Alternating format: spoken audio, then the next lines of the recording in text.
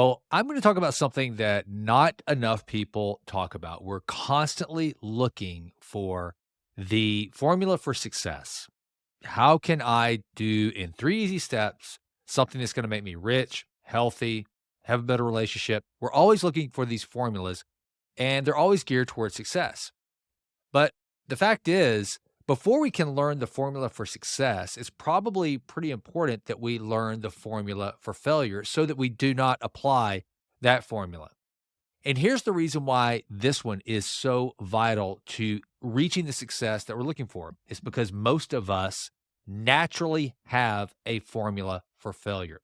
In fact, many of us, the formula for failure is actually a default mechanism in our psyche. So, what exactly is a formula for failure? Well, here it is. It's making small misjudgments on a consistent basis. That's what it is.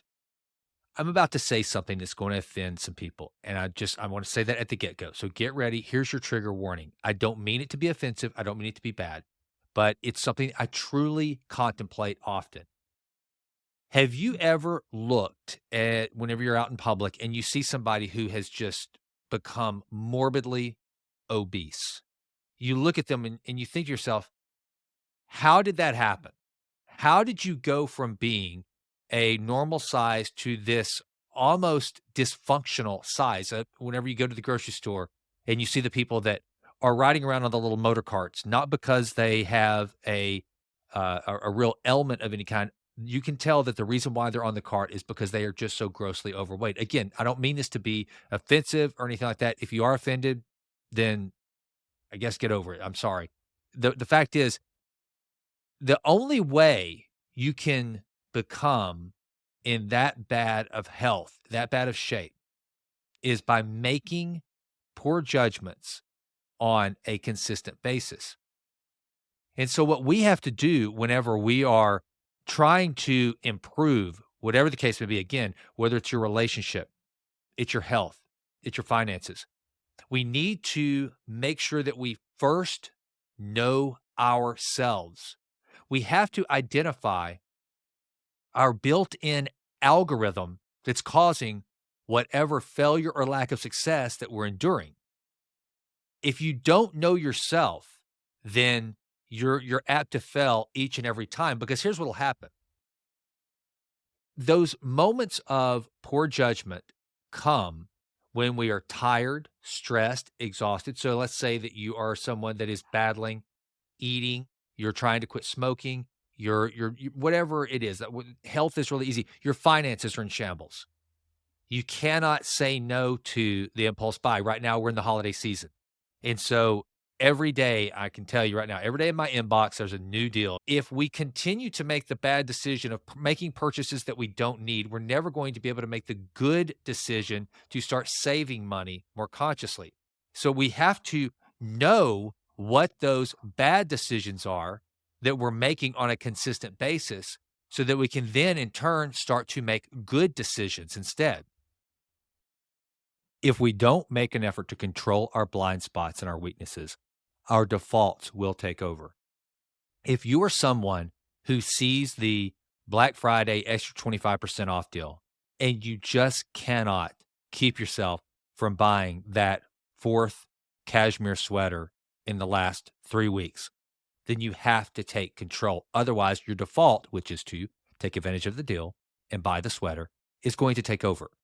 So you have to battle against the default. So what do?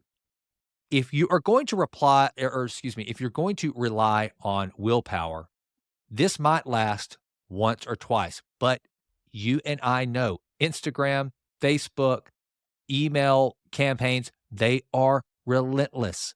You're going to have to exercise your willpower over and over and over again. So how do we control our bad judgments and our blind spots so that our default doesn't even get a chance to come into play? Well, now, for some of you, I know for me, this is difficult. You're going to have to unsubscribe from some lists. This is step one. The best way is to first identify our blind spot, to first admit we have a problem saying no to a good deal on a cashmere sweater.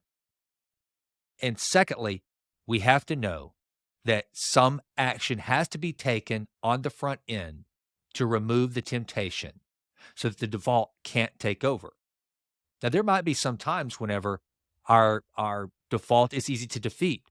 We're in the right mindset. Let's say that we've just practiced mindfulness, we've just exercised, whatever. You got an energy level, and it actually feels good to say no to the cashmere sweater for an extra 25% off from Saks off Fifth Avenue.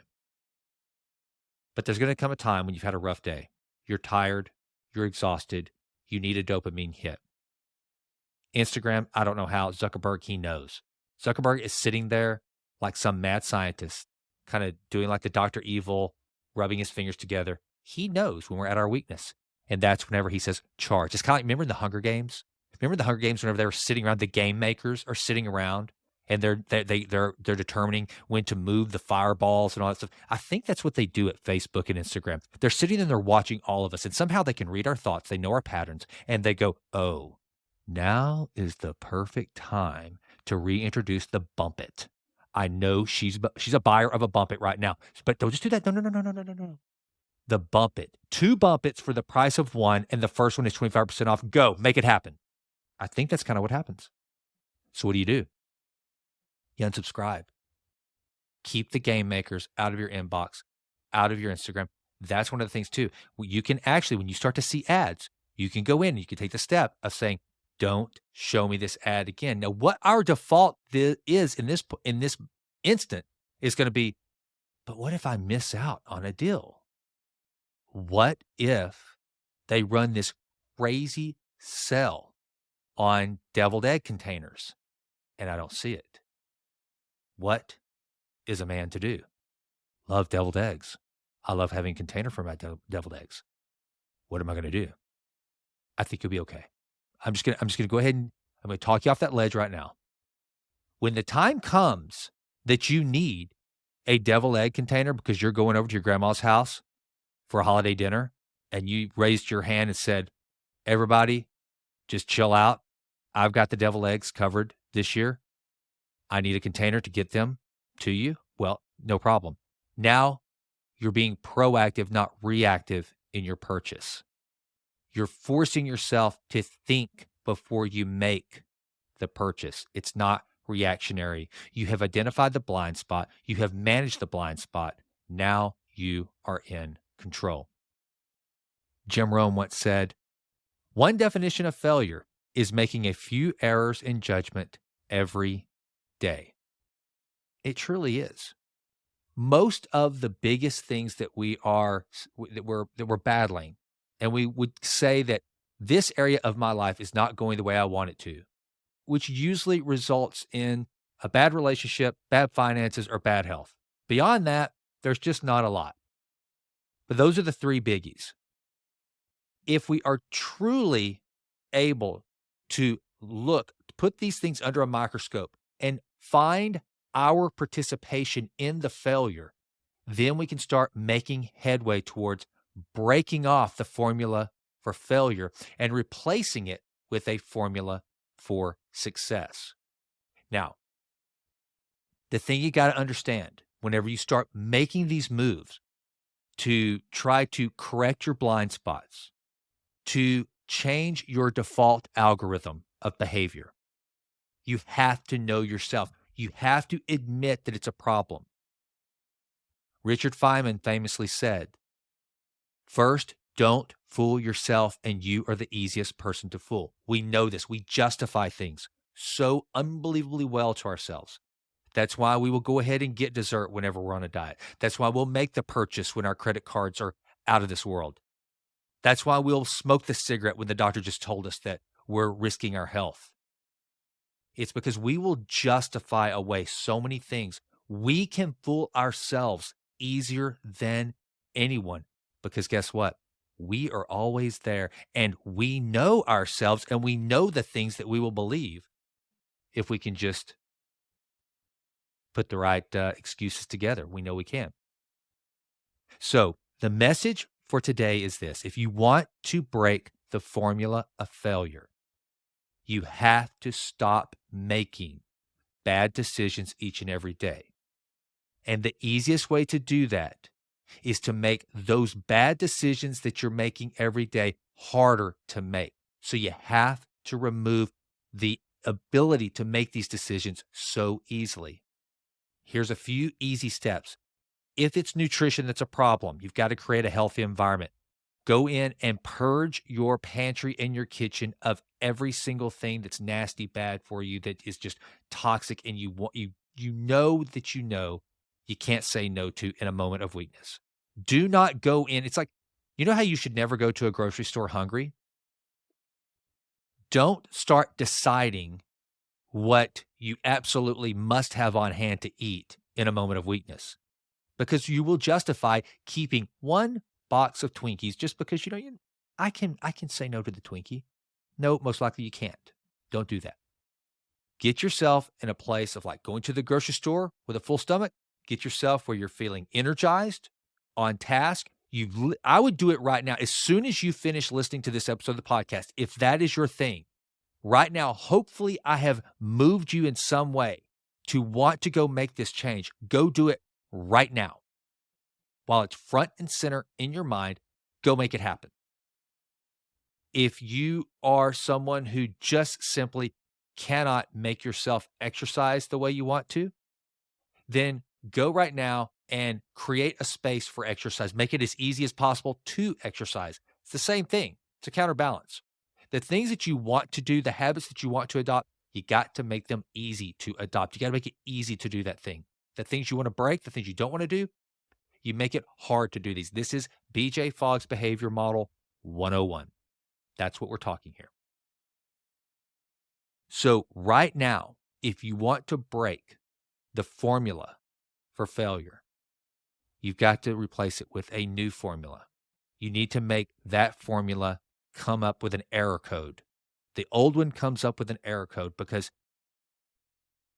the default is no longer available. It's not a part of the program any longer. You've removed it. It's like having something on your desktop that you've deleted. It's no longer there. A program cannot run without all the code written to reach that outcome. This is what you have to do. You have to remove the default code in your algorithm that has thus far been a code for failure that you've been running over and over and over every day. I hope this helps. I hope especially now that we're going into the holidays where it's going to be easy to do the impulse eating, impulse spending. It's going to be a time where it's a lot easier to let your health go. I hope you find this helpful. Remove the algorithm, break the code, get out of the code, do away with the formula for failure and replace it with an algorithm and a formula for success. All right. I'm Jason. Improve always and always. Never stop. I'm out.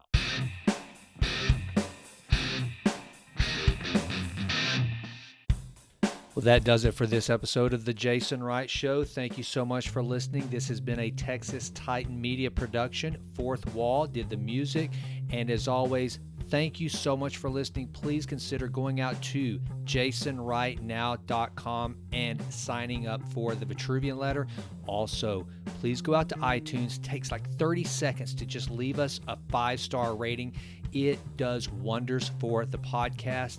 I would be so grateful. And with that, until we meet again, go crush it and endeavor to improve always in all ways. I'm out.